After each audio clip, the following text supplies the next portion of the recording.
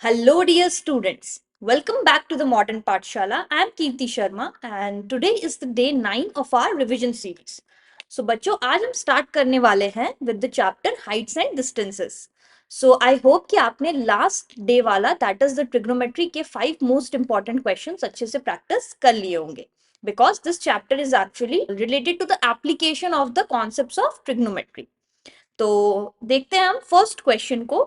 So from the top of a 7-meter high building, the angle of elevation of the top of a cable tower is 60 degree and the angle of depression of its foot is 45 degree. We need to determine the height of the tower.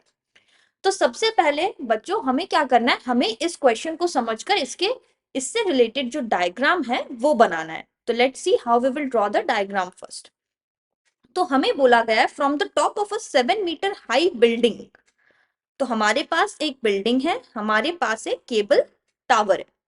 तो जो building है उसकी length है 7 metre and इस building के top से जो मैंने केबल टावर के टॉप में जो एलिवेशन हो रहा है उसकी एंगल हमें दी हुई है 60 degree and the angle of depression of it's foot. मतलब यहीं से अगर मैं एंगल ऑफ डिप्रेशन बनाऊं so this part is going to be 45 degree and this particular length over here will be the height of the tower. तो मैं इस particular part को लिख लेती हूं x एंड ये वाला पार्ट हमें इजीली पता है ये हो जाएगा 7. तो हम सबसे पहले फाइंड आउट करने का कोशिश करेंगे फ्रॉम दिस पर्टिकुलर ट्रायंगल. तो इस ट्रायंगल में अगर हम लिखे so we can write tan 45 degree equals to, पहले हम इसे नेम दे देते हैं ABCDE. So tan 45 means tan theta permanently black. So this is going to be AD by AB. So 1 equals to AD, that is 7. And from here we can say AB equals to 7 as well. तो अब हमें ये वाली value भी मिल गई 7. So again हम tan 60 degree लगाएं. So we will be getting EC by DC. So this is going to be X by 7 and tan 60 is nothing but root 3. So from here we will be getting the value of x as 7 root 3. अब देखो बच्चों question में हमें पूछा है height of the tower. So height of the tower is nothing but x plus 7. So this is going to be 7 root 3 plus 7. अगर हम 7 को कॉमन ले ले so this is going to be root 3 plus 1 and the unit was actually meter. So this here will be our answer. So ये question pretty easy था. इस chapter के लिए मैं आपको रिकमेंड करूंगी आप हमेशा क्वेश्चन पढ़ें एंड ट्राई करें पहले डायग्राम सॉल्व करने का, because diagrams are very important for this particular chapter. Now let's look at the second question. So question थोड़ा बड़ा है but solution is simple. As observed from the top of a 100-meter high lighthouse from the sea level, the angle of depression of two ships are 30 and 45 degree. If one ship is actually behind the other on the same side, find the distance between the ships. तो basically यहाँ हमें एक tower बनाना है and हमारे पास दो ship है and since यहाँ पर बोला है सेम साइड तो फिगर कुछ इस तरह से बनेगा जिसमें दोनों जो शिप है वो एक ही तरफ होगी टावर की. मींस अगर आप फर्स्ट शिप को राइट साइड बना रहे हैं तो सेकंड वाले को भी राइट साइड ही बनाना है. Now comes the angle. So this is going to be my 45 degree. This is going to be 30 degree. And हमें निकालना है, this is 100 distance between the ships. So if this is my first ship and this is the second one, so we need to find out this distance, that is x. तो सबसे पहले अगर हम इस triangle की बात करें तो इसमें अगर हम tan थीटा लगाएं so tan 45 degree equals to 100 by CB. So from here we will get CB equals to 100. अब अगर हम ये बड़े वाले जो ट्रायंगल है इसमें अगर हम tan थीटा की फॉर्मूला लगाए so we will be getting tan 30 degree equals to 100 by 100 plus x. So this is going to be 1 by root 3 equals to 100 by 100 plus x. So 100 plus x equals to 100 root 3. So from here we will get x equals to 100 root 3 minus 1. So we can say that the distance between the two ships which are at the same side is nothing but 100 root 3 minus 1. So ये question भी simple थी, आप देख सकते हो, यहाँ calculation is easy, just you need to make sure कि आपने जो डायग्राम बनाया है वो करेक्ट हो. Now let's move on to the third question.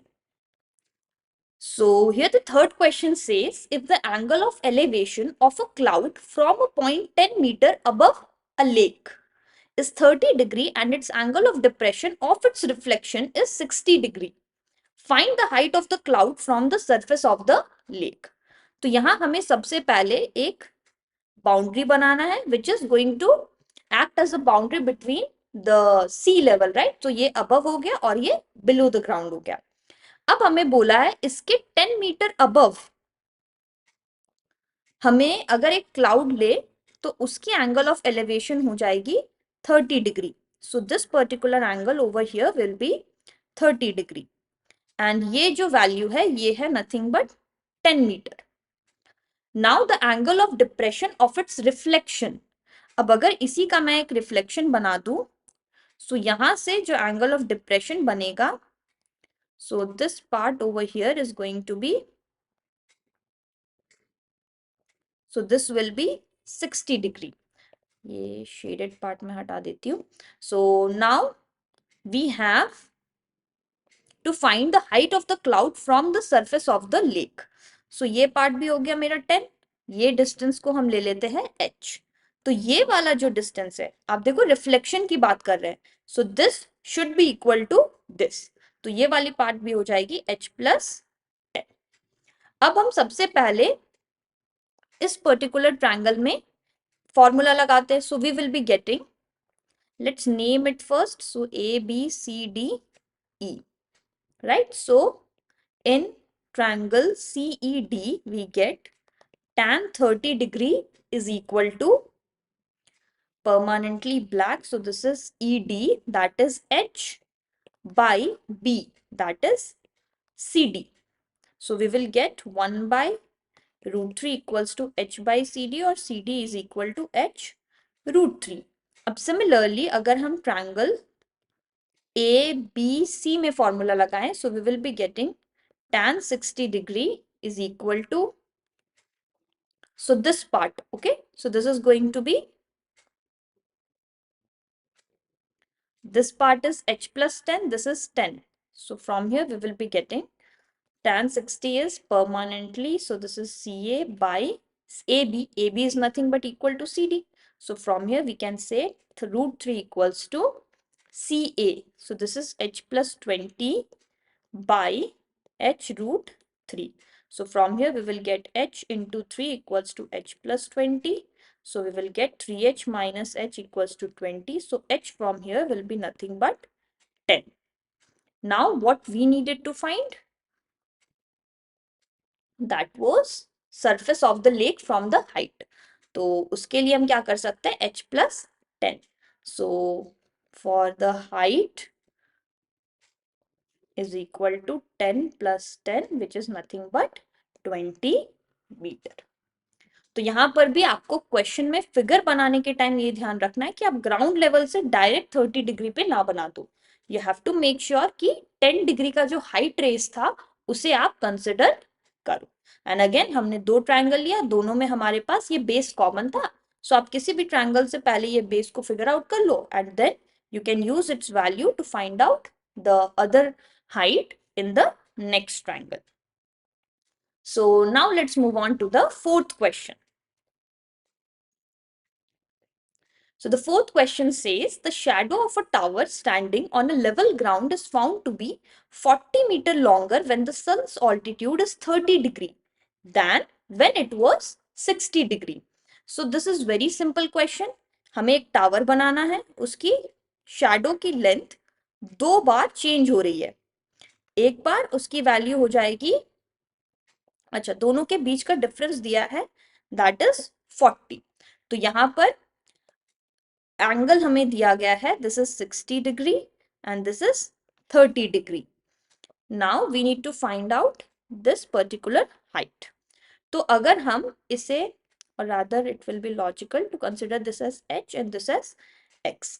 तो अगेन हम यहाँ पर फॉर्मूला लगाएं, so we will get tan 60 degree equals to h by x, सो √3x इक्वल्स टू h। और यहां से अगर हम फॉर्मूला लगाएं, so we will get tan 30 degree equals to h by x plus 40। अब इसमें हम वैल्यूज को सब्सटीट्यूट कर दे, सो h की जगह we can write x √3 by x plus 40, so we will get x plus 40 equals to x into 3, so 40 equals to 2x, so x equals to nothing but 20। अब हमें निकालना था height of the tower, so height is nothing but √3 into 20, that is 20 √3 meter। So this is going to be our final answer। तो यहां पर भी बच्चों हमें ये ध्यान रखना है कि हम फिगर को प्रॉपरली बनाएं, राइट। फिगर अगर हम गलत बना देंगे तो हमारा आंसर ऑब्वियसली इनकरेक्ट हो जाएगा। Now let's move on to the fifth question. So a straight highway leads to the foot of a tower. A man standing at the top of the tower observes a car at an angle of depression of 30 degree. 6 seconds later, the angle of depression is found to be 60 degree. Find the time taken to reach the foot of the tower. तो सबसे पहले first statement को हम लोग use करते हैं, straight highway leads to the foot of a tower. तो यहां से हम एक टावर बना देते हैं, यहां से जो एंगल बन रहा था that is 30 degree, and after 6 seconds the value of the angle changes and it becomes 60 degree. Okay, now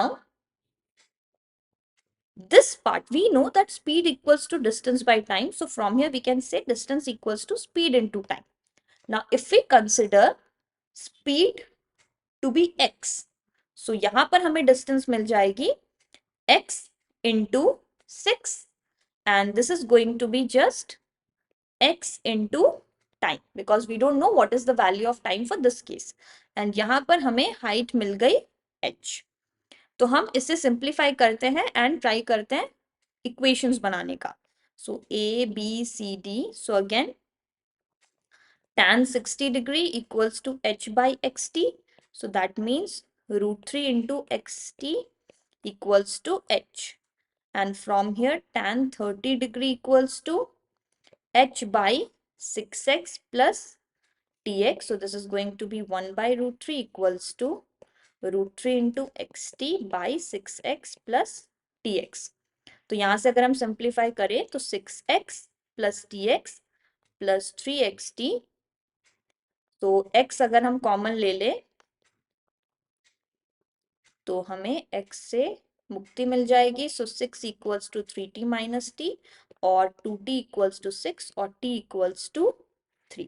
तो हमें क्वेश्चन में पूछा गया था find the time taken, so we can say time taken to reach is going to be nothing but 3 seconds.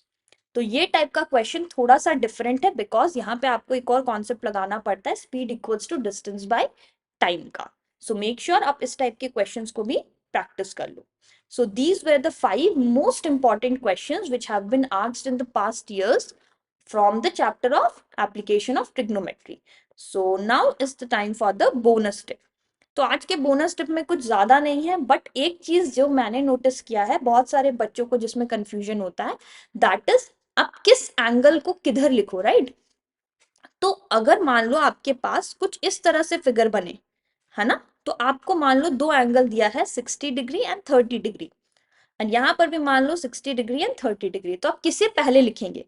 आपको एक चीज बहुत क्लियरली समझना पड़ेगा, एंगल का मतलब होता है जहां पर चढ़ान ज्यादा हो, राइट। आप इमेजिन करो कि आप यहां पर चढ़ रहे हो, राइट। तो सोचो ना इसमें स्लोप ज्यादा है, ये ज्यादा ऐसे स्लोपी है, राइट। तो अगर आप इसमें चढ़ रहे हो और आप इसमें चढ़ रहे हो तो कंपैरेटिवली इसमें आपको क्लाइंब करने में ज्यादा दिक्कत होगा, ज्यादा आपकी एनर्जी लगेगी। सो जहां पर आपको क्लाइंब करने में ज्यादा एनर्जी लग रही हो या ज्यादा दिक्कत हो रहा हो, that angle will always be greater. तो यहां पर दिख रहा है आपको ये वाला value will be 60 degree and this value will be 30 degree. Similarly same concept आप इसमें लगाओ। आप मान लो यहां से चढ़ के ऐसे जा रहे हैं एंड आप यहां से चढ़ के ऐसे जा रहे हैं, तो अगेन आपको यहां पर चढ़ने में ज्यादा दिक्कत होगी. So this is going to be 60 degree and this is going to be 30 degree. Always remember the basics, because अगर आपका बेसिक स्ट्रांग है ना, तो आप कभी भी कोई भी क्वेश्चन किसी भी तरह से आपको पूछे, आप उसको टैकल कर पाओगे. So that's all for the today's video. I hope कि आपको important questions समझ आए होंगे. If you have any question, any doubt, please let me know in the comment section and I'll see you in the next video. Bye bye.